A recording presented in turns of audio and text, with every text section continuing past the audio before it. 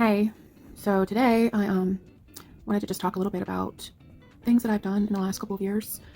Maybe it's been longer than 2 years, maybe it's been 2.5 years, but um, pretty much once I left the spouse, and honestly, even just filling out the paperwork at the domestic abuse shelter was enough for me to finally get validation, um, with the questions entailed, to realize that I was really what I really had been experiencing, despite all the people I knew in the churches and stuff, and the spouse telling me it was just that I was, difficult, or I just needed to try harder.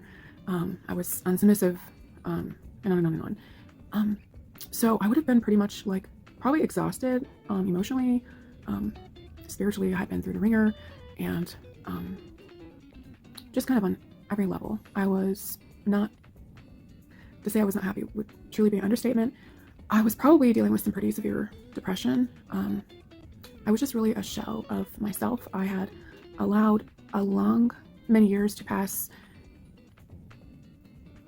the real me being more and more and more buried or submerged in a mirage of just false beliefs and not really having real friends. I just had associates in these different church systems that were probably, some of them were as unhappy as I was. Maybe some of them were even being abused also. Certain kinds of churches do tend to, in my opinion, they kind of draw a certain kind of maybe controlling male, perhaps. These churches focused on women submitting to men, whether it was church leaders, your dad, if you were like a grown woman who wasn't married yet, like a young woman, or to your husband, whoever it was. Even sometimes they would have taught if you had brothers that were substantially older than you, if you think of there being young people that are all maybe in their 20s, that the brothers had more pull, more say, their word had weight, and the women did not.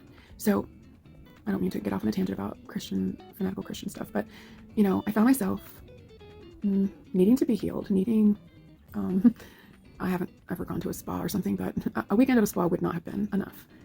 Some things that helped me along the way. One thing was learning that trauma is stored in our body, and I have a lot of trauma that I was carrying from my childhood. And so I thought it was really kind of new agey, and it is maybe, but I was pretty closed off to certain things at the beginning because they didn't mesh into my belief system of fundamental Christianity. So there is something called somatic therapy, and I think the word somatic just means in your body. And so the best way to get rid of stored trauma from our childhood, trauma that's stored in our body, we all have it to some extent. If you have continued in your adult life to repeat patterns from your childhood and you had a really bad childhood, then you've got trauma on top of trauma, and you've been probably living in fight or flight like I was your whole life. It's all you know is that survival mechanism of getting through. It can kind of feel like some of the harder years did almost feel like just barely making it through your day. Kind of like, have you ever felt like it's morning, but I kind of wish the day would just hurry up and be over. But it's not like come nighttime that you're like, oh, I'm so happy. No, you're just kind of living to just barely exist. And it's not a fun place to be. Sort of the way maybe a radio station might talk about, getting through your work week and when you make it to hump day or you make it to Friday. But we really shouldn't be living life where we are just kind of trying to hurry the days through. And, life should be a lot more, even if it's not exciting, it should just be a lot more happy, and we should find joy in taking a walk or spending time with our child or reading a book, taking a bath. So learning about somatic therapy, which just is a fancy way of saying to start doing something with your body to try to release the trauma. There's lots of methods out there, yoga and different kinds of stretching, like Pilates, things like that would be good for healing trauma. I just did probably one of the most simple things because it was something that I felt like I could make that work. It took time, but it was simple. I just started going on a walk. I'm not living at the same place right now, but I have been living way out in the country on a double divided highway, and the road I was living on was, several miles long. Not the safest road, but I went on a walk, and I couldn't do what I ended up building up to. But eventually, I couldn't do that first, but eventually I ended up building up to about 3 miles at a time. I walk really fast, whether I'm parking the car and going in the mall or going on a walk for exercise and / trauma. Going on a walk is one of the simplest things you can do to try to just, incorporate somatic therapy of some sort. Another thing I started doing was kind of massaging my stomach. If you want to think about your gut being your second brain, I had a lot of digestive issues. a lot of health issues actually that were probably trauma related, like just being in that constant fight or flight and the levels of cortisol being like flooding your bloodstream, you do become very imbalanced, like in your body.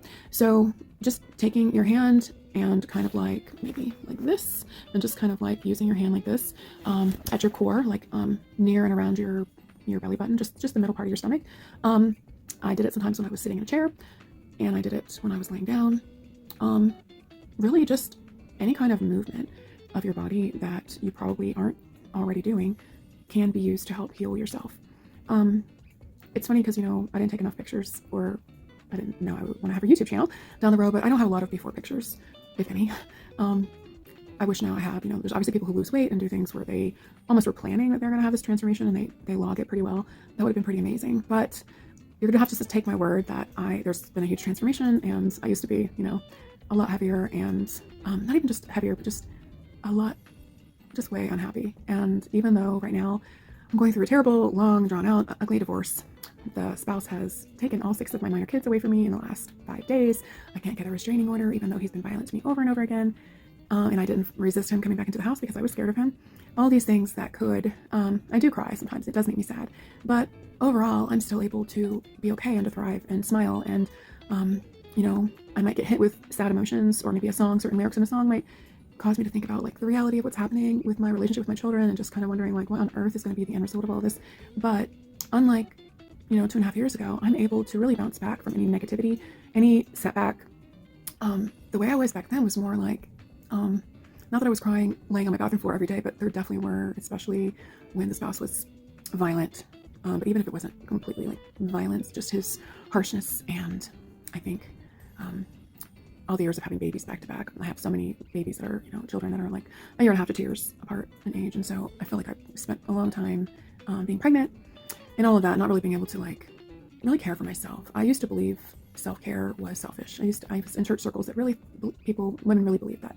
And it was more about like almost being a martyr, but just basically being tough and sucking up any suffering to help your husband or other church people or anybody besides yourself. And I was also in a pretty extreme, I feel like extreme in a way, extreme case of abuse, even though I have never been punched. I never had a black eye, which was part of the reason I couldn't see that it was abuse. But I was not really, if you want to say allowed, I wasn't really permitted to spend time outside. I never even knew that I was someone who enjoyed nature so much. I was really limited in, the time that I had to do something for myself, to take a walk. When I built up to walking the 3 miles on my road, it took me, probably an hour, maybe a little bit, slightly more than an hour. That's what I eventually built up to. I would say I probably started off with, maybe less than a mile originally, and that really was, I felt pretty tuckered out. Our stamina does increase and we get used to whatever it is that we're doing. So I haven't really gotten around to lifting weights and toning and things like that, but you see people who are able to, start with a certain weight, weight set, and then build up and build up. And so maybe that'll be in my future. But another thing I started doing was, I already ate healthy, so that wasn't really something that I changed. But I just started like caring for the outside of my body as well. Like, just taking the time to, whether it's, pluck your eyebrows, or, just give yourself foot massage, or just any little thing that was a small thing to make me feel like a pick-me-up.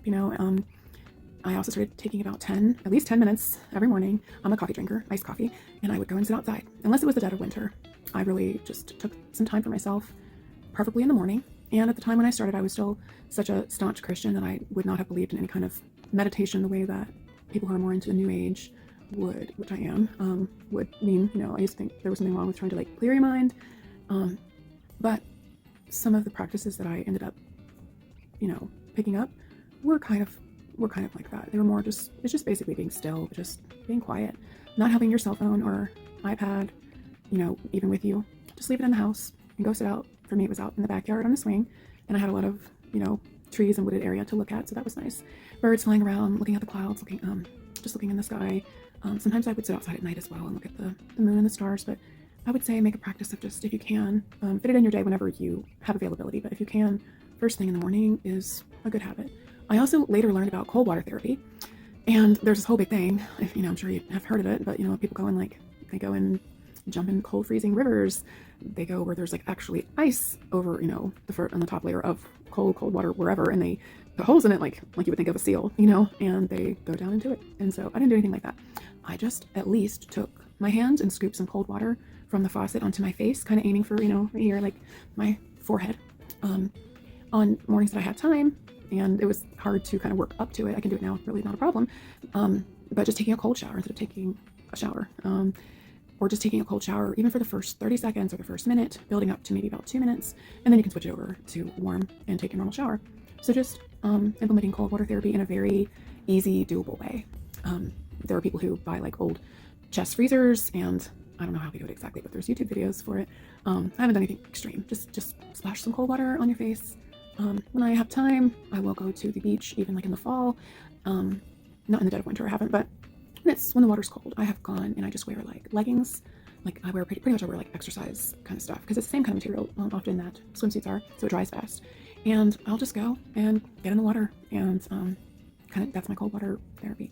I also did that a little bit this year with this summer, early in the morning, when it's still cool enough.